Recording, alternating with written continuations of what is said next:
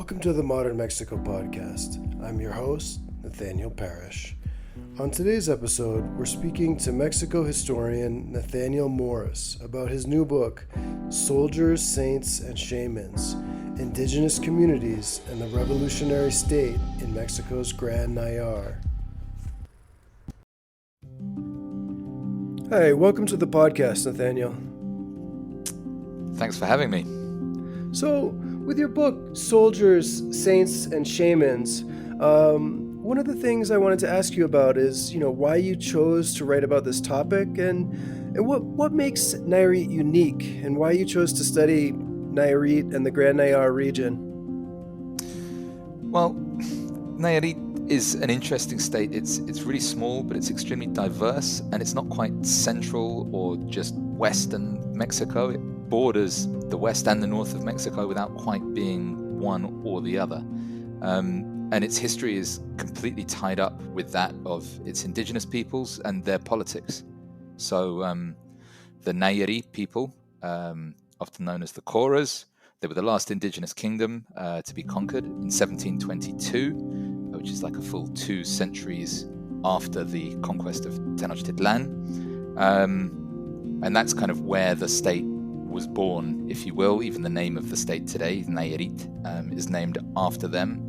And then it took further shape in the 19th century with a rebellion spearheaded by indigenous people against the mestizo and sort of Latino state of Jalisco. So rebellion, and particularly indigenous rebellion, is just really bound up with the state of Nayarit in a way that fascinates me. And that's what led me to look at the history of the Nayarit people. But then a second key fascinating thing is that you can't really understand Nayarit history without looking at their indigenous neighbors in Durango and Jalisco. So the Oadam people and the Mexicanero people and the Huirarica people, which led me to the Gran Nayar, which is the wider ethno-geographical kind of region at the center of my book. It's about the size of the state of New Jersey, relatively small total population, which is very, very spread out. And it's about 90% indigenous. Many of them still speak very little Spanish, and it just feels very different to the rest of that part of Mexico, and really kind of special. I fell in love with the place and wanted to write about it, basically. Okay, great. And so it seems like it's a region of Mexico that kind of has some unique and interesting geography and history, and maybe some of the key concepts from this part of Mexico would help us understand Mexico in general. And with that in mind, I wanted to ask, what's the big idea that you want readers to take away from your book?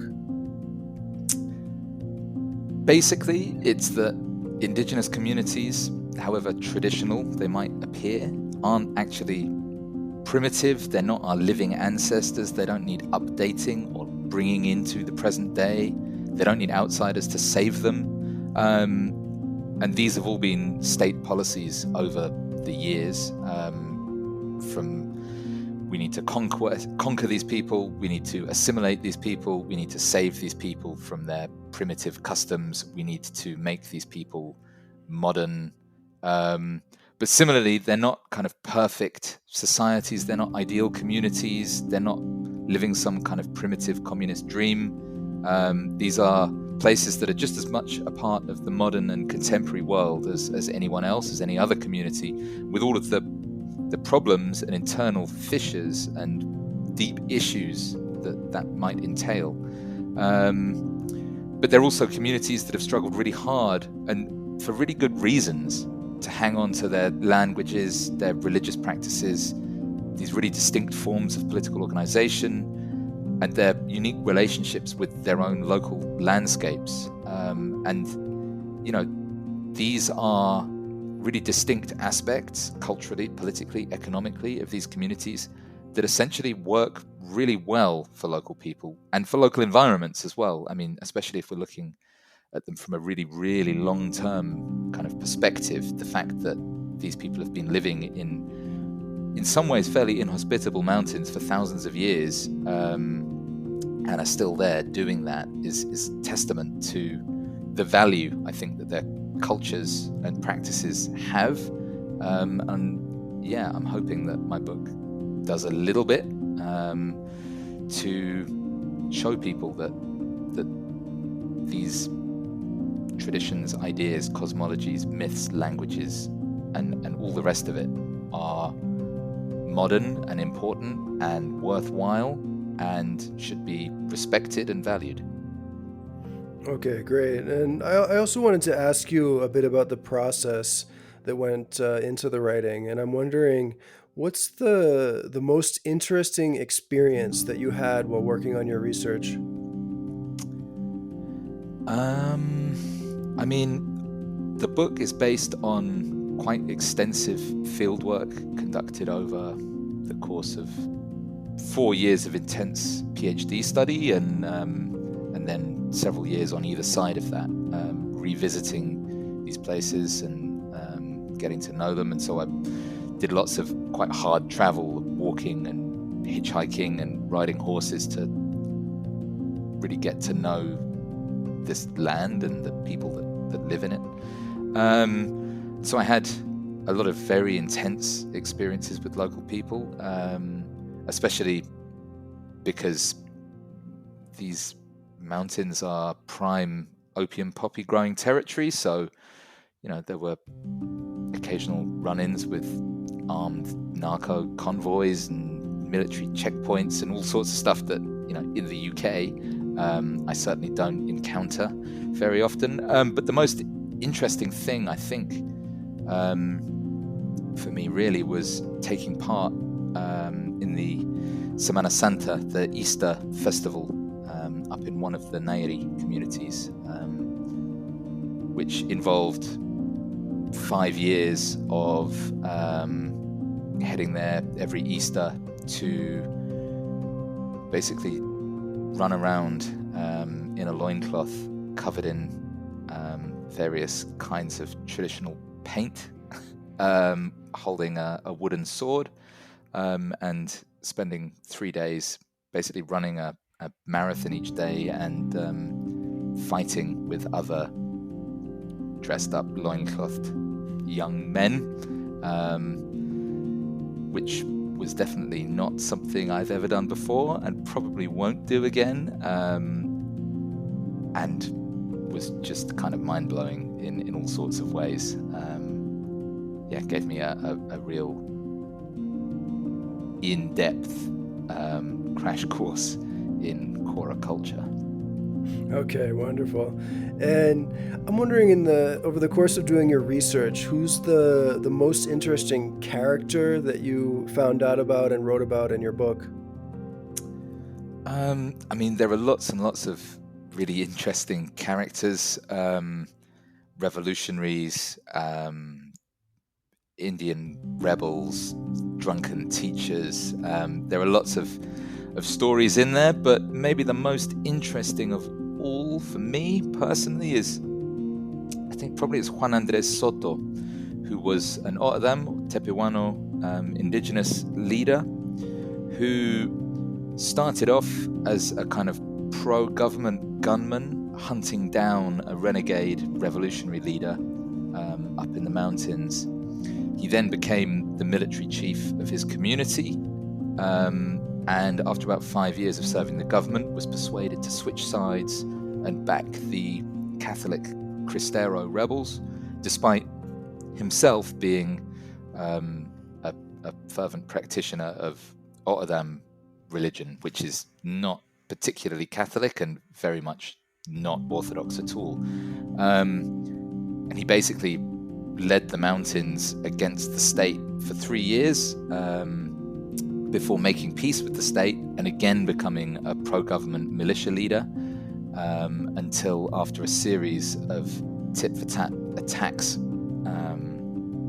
motivated by blood feuds and a lust for expanding his cattle herds, he fell out with the government and became a rebel once more, and until about 1941 led these renegade Oadam people against the government in the process becoming the last of Mexico's Cristero rebels.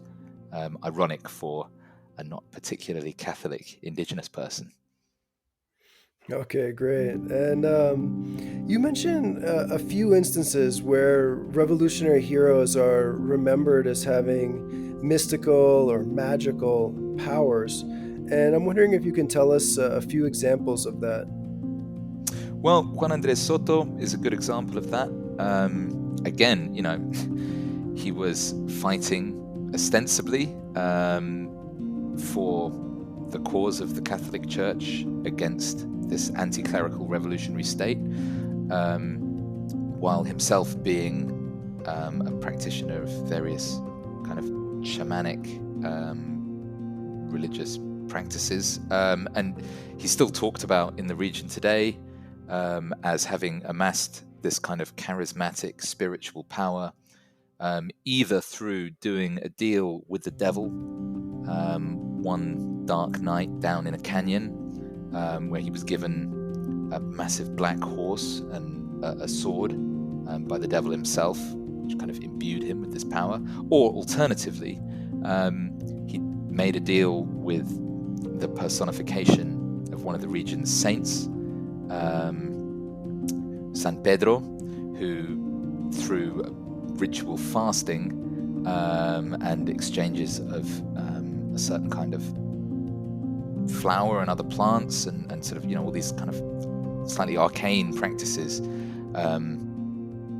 agreed to give him this kind of supernatural power. And this is a tradition in Mexico, in oral stories, traditions passed down about all sorts of important men and to an extent women, including Emiliano Zapata. There are these supernatural stories told about him as well.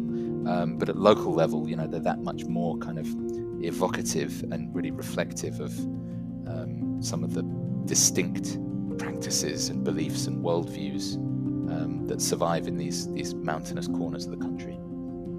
Mm-hmm. To me, it seems like there's something there where it's important to local people to remember the heroes that fought for their community as being, fundamentally different and unique compared to the representatives of Mexico's national government who are attempting to make, forays into their community or to alter the existing political arrangement.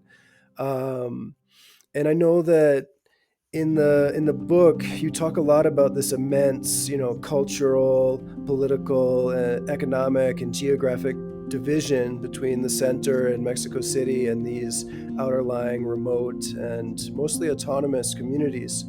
And it stuck out to me that you found examples of representatives from the national government in Mexico City who referred to non-Spanish-speaking locals as, quote, primitive or, quote, profane. And I know that you also talk about indigenous communities that viewed mestizo outsiders with immense suspicion. So overall, we have this dynamic in your book where we see the federal government as being forced to confront a really complex reality that exists in the country's most isolated communities. And I have a couple stats that I want to mention. In modern Mexico, we know that tax collection as a percentage of GDP is only around 16%, and that's about a third as high as in the Nordic countries. And according to one recent report, the World Economic Forum ranks Mexico as 123rd out of 137 countries in terms of institutional strength. So we know that in Mexico, basically, you have this dynamic where tax collection is very low, and in general, government institutions are quite weak. So I'm wondering, if we take that kind of context into mind, what 3 words would you pick to describe Mexico's federal government's relationship with rural communities like the ones you studied? I guess if a hyphen can join 2 words together into one, then my three words would be deep-rooted, conflicted, and unsatisfactory, to which I'd add probably for both parties. Rural communities have been an absolute pillar of the post-revolutionary Mexican state in many ways. They've politically propped up the regime at many of its most kind of intense crises. Peasants have been there to literally defend the revolutionary state and system. Rural communities have also, in terms of expelling their inhabitants to the cities, have been urbanization and deruralization have been pillars of economic growth and development in Mexico, and that's a big part of the Mexican miracle, they used to call it. But it's a very kind of contradictory relationship. It's definitely not one-sided, because I think a lot of historians have stressed the extent to which the relationship between rural communities, peasant communities, and the state is always negotiated. But at the same time, those negotiations often end up in neither side quite getting what it wants from the relationship, which breeds suspicion amongst rural people and kind of condescension amongst the urban political elites. And I'm not sure that that's massively changed, despite AMLO's kind of proclaimed fourth transformation. Okay, great. I know that, I think that some of those dynamics that you describe in your book kind of resonate with me as being dynamics that, continue to exist and probably will continue to exist, for decades to come in many areas of Mexico. And in my book, I wrote about self-defense groups, cartels, and state security forces in the avocado growing region of Mexico. And I remember that one avocado grower told me something pretty alarming. He said, quote, "The government doesn't rule here, but it's under control," unquote. And he also told me, quote, "We're stuck between the government and organized crime. It's not a permanent solution," unquote.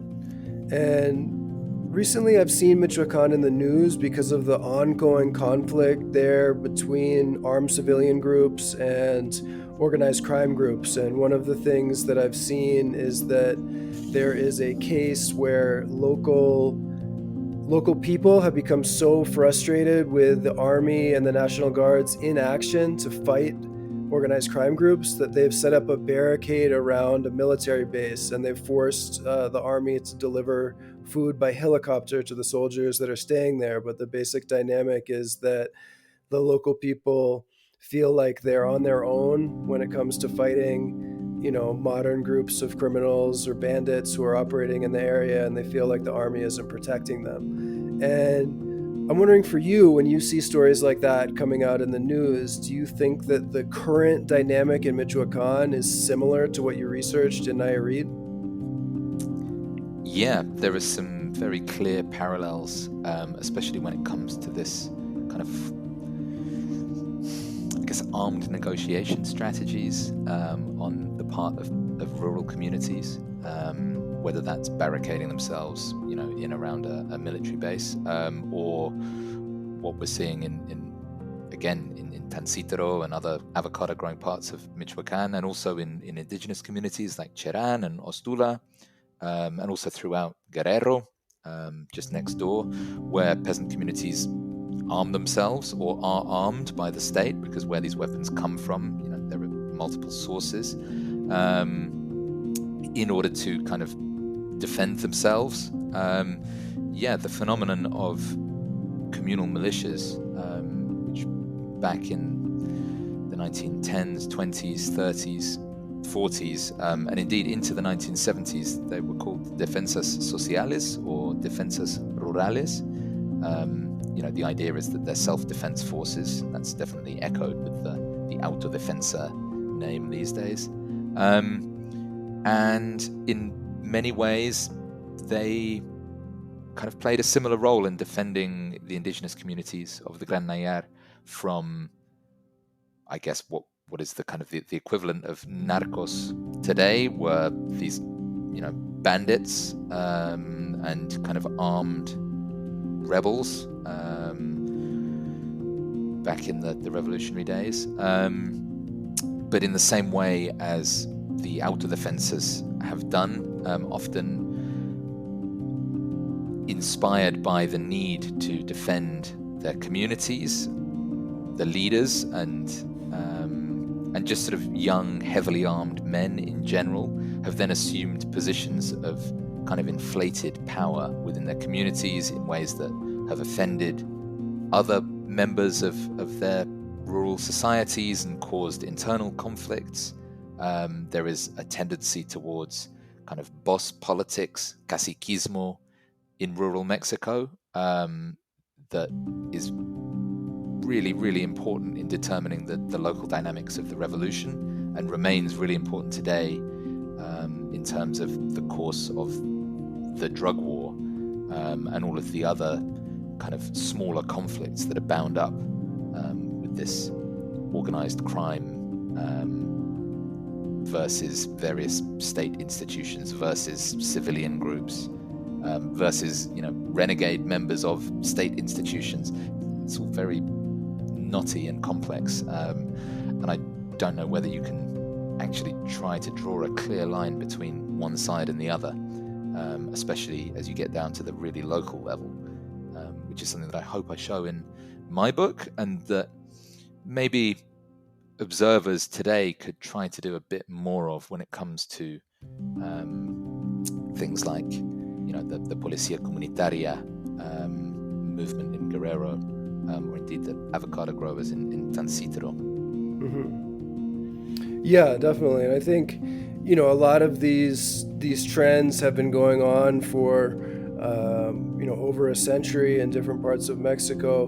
But I'm wondering, when you look at Mexico today, I'm wondering what impact has President López Obrador had in terms of his policies and the relationship between local communities and the federal government in terms of the context that you describe in your book?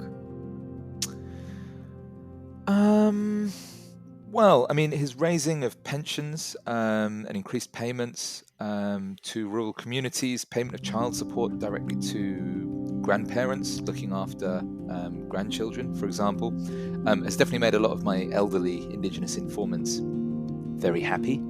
I have heard people calling him Tata AMLO in exactly the same way as certain people still refer to President Cárdenas as, Tata Lázaro.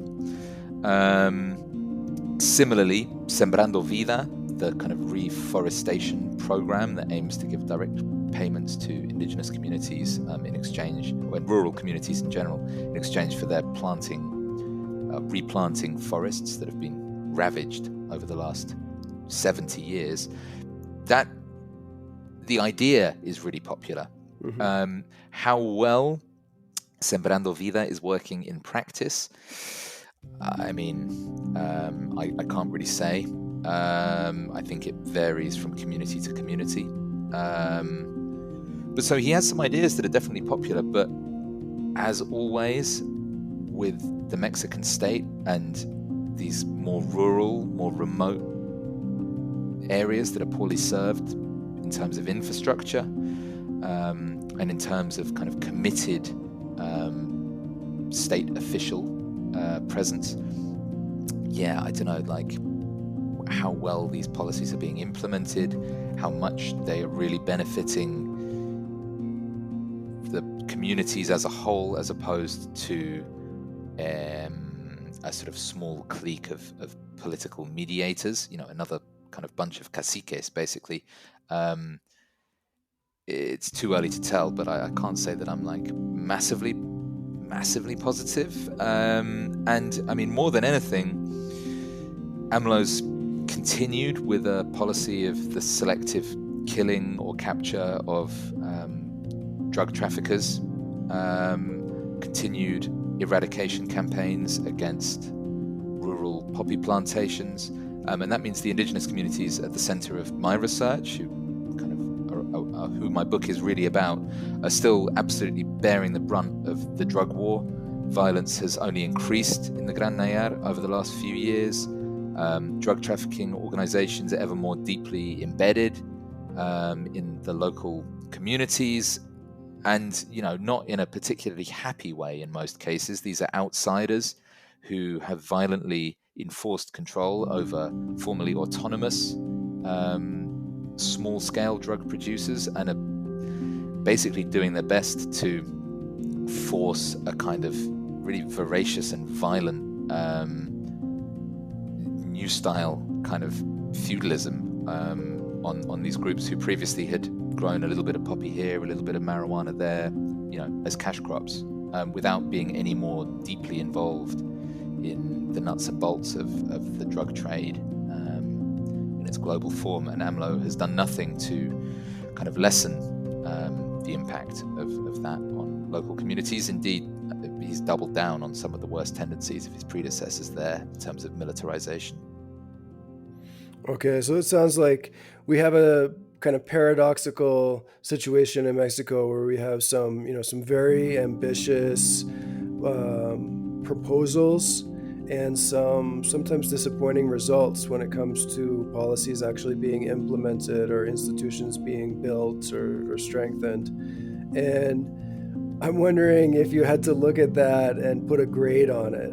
What grade would you give President López Obrador for his efforts to build up Mexico's government and extend government control into these remote and rural regions in Mexico? Well, I'd give him an 8 for presentation, but a 4 for genuine effort. Okay, wonderful. And if we had to do the U.S. system of A through F, what would you pick for our U.S. listeners? A B plus, and for presentation.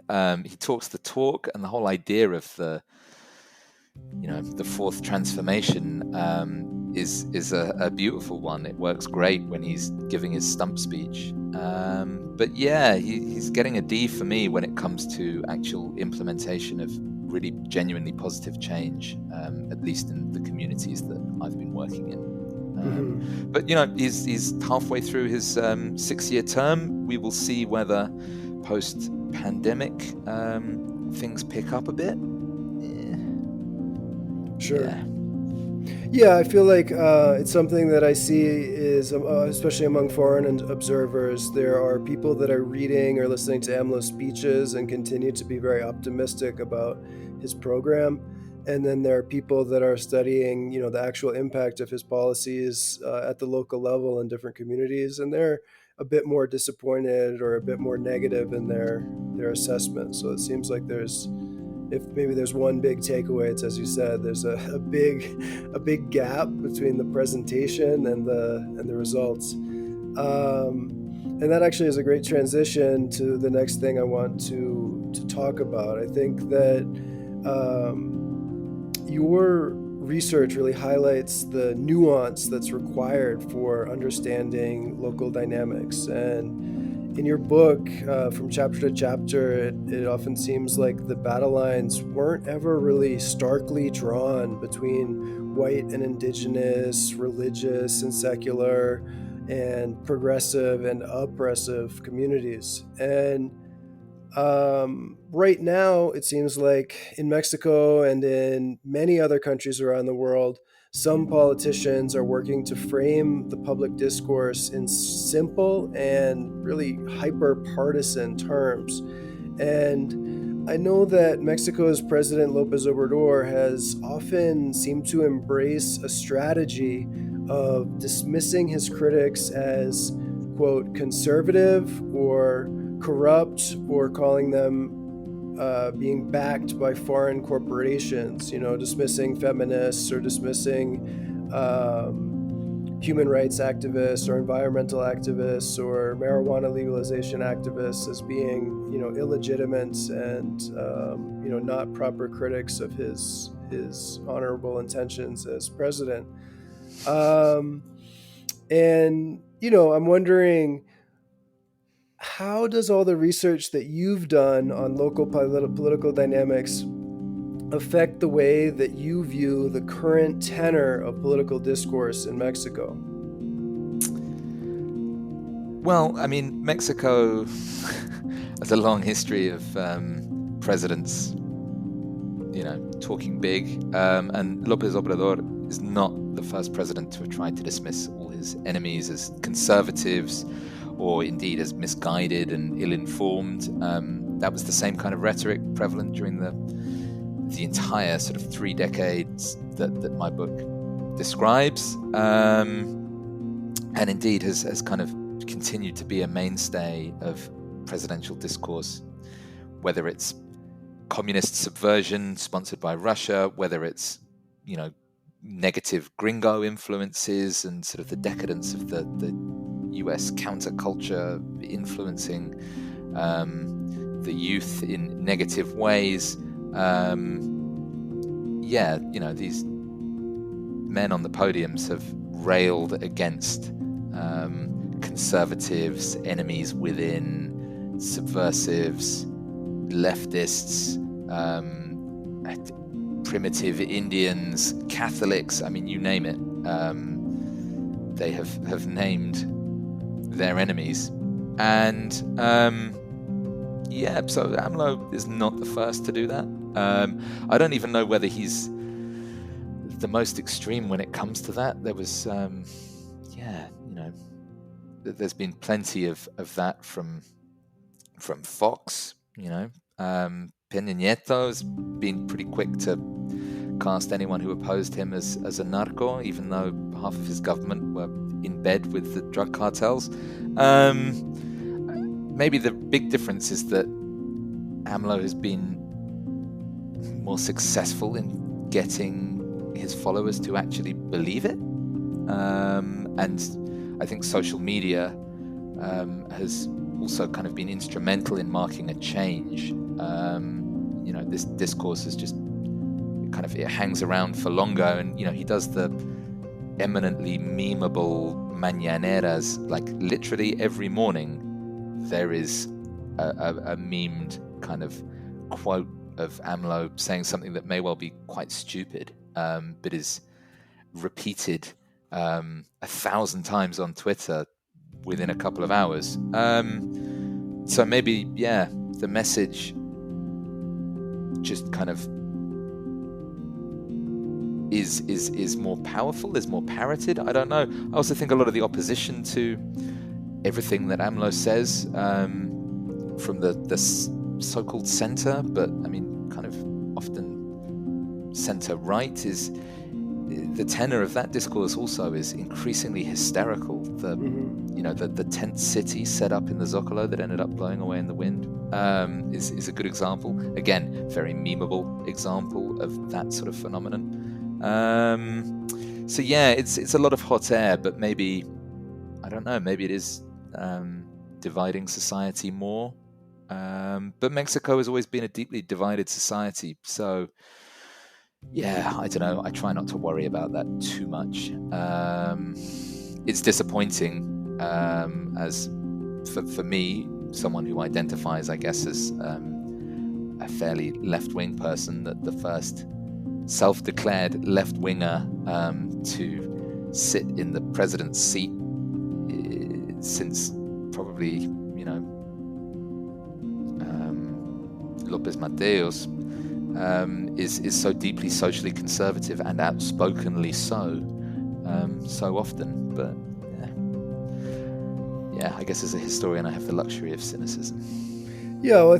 I honestly think that having the historical perspective might be very helpful in this particular situation, because I think part of the issue is that AMLO himself frames his government as being a fundamental break from the past, and he doesn't kind of consider himself to be one more leader who has 6 years to implement some policies and do something. He says, before me there was only corruption, and now there's a total change, it's a total revolution. And I think that the standard that he has set for himself probably contributes to some of the hysteria and the way that people are debating his the things he says every morning and some of his policy proposals is discussed in such a hysterical way because it's not viewed as being, just policy changes and minor reforms over the next 3 years. It's supposed to be a fundamental change that will be remembered for centuries in Mexico as one of the most important linchpins in Mexican history. So I think it is super helpful to kind of hear the perspective of historians and just hear like, yeah, well, a lot of the discourse that we're hearing today probably sounds somewhat similar to some things that we heard in the in the 70s or in the 80s or even earlier in Mexican history, or probably in the time period that you discuss in your book. There was probably quite a bit of very heated partisan vitriol being pushed out at that time, more in newspapers than on social media, but it was probably still there, and people probably felt very strongly one way or another. And maybe it's helpful just to know that what we're seeing now isn't a total break from that history. So I wanted to kind of close out here with a couple of fun questions. I wanted to ask you that in the time that you spent in Mexico, what is the favorite cantina that you've discovered while visiting Mexico? Ooh. Last time I was in Mexico, I stayed with a friend in Milpa Alta, in the far, far, far south of the Federal District. And we crossed from there over the state line into the Estado de Mexico to go to a real old school pulqueria that produces its own pulque. And I don't know its name. I think it was La Bicicleta, because the old dude that runs a pulqueria because he's too old now to deliver pulque by bicycle to the local villages. And so they come to him now. But yeah, an absolutely great spot. There's also the Bar Belmont in Durango, founded in 1952. There's often a blind old guitar player banging out local corridos in the corner, and it's just that's romance in Durango right there for you. Okay, great. So two scavenger hunts for some listeners to try to find at some point in the future. And what about your favorite cafe or coffee shop? I mean, my experience with coffee in Mexico has been mixed, because as well as producing some amazing coffees,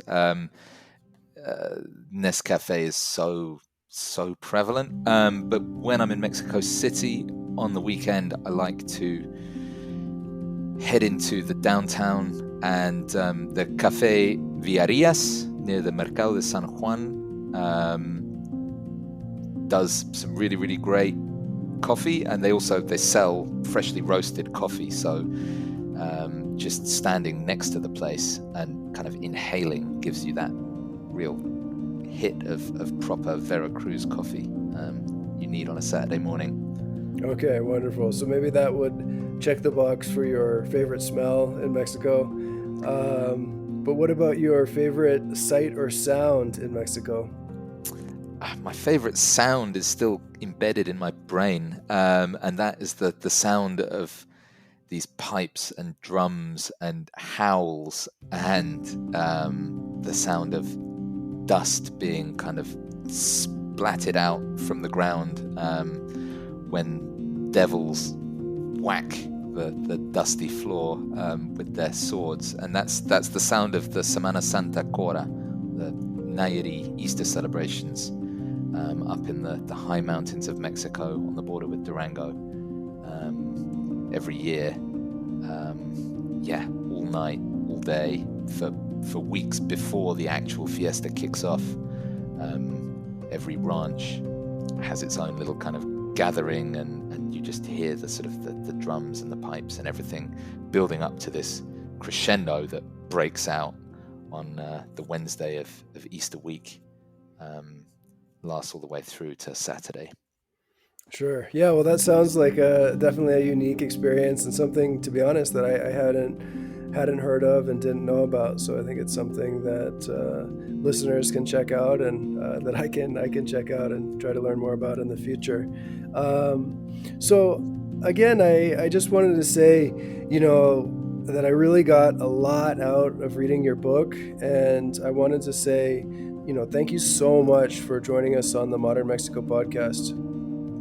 Man, absolutely my pleasure. Thank you so much for the invitation and the really, really interesting conversation.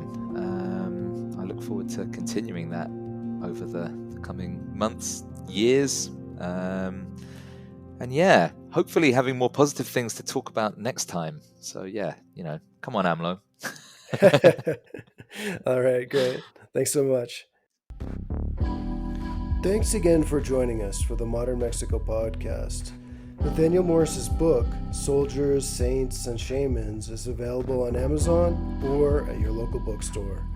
If you haven't already checked it out, give a listen to the last episode of the Modern Mexico podcast, where we speak to Mexico historian A.S. Dillingham about his new book, Oaxaca Resurgent.